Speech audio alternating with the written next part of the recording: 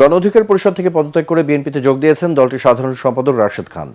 BNP চেয়ারপারসনের গুলশান কার্যালয়ে দলের মহাসচিব মির্জা ফখরুল ইসলাম আলমগীর ও স্থায়ী কমিটির সদস্য সালাউদ্দিন আহমেদের হাতে ফুল দিয়ে তিনি বিএনপিতে যোগ দেন। এ সময় মির্জা ফখরুল জানান, রাশেদ খান ঝিনাইদহ 4 আসন থেকে বিএনপির মনোনয়নে ধানের শীষ প্রতীক নিয়ে নির্বাচন করবেন।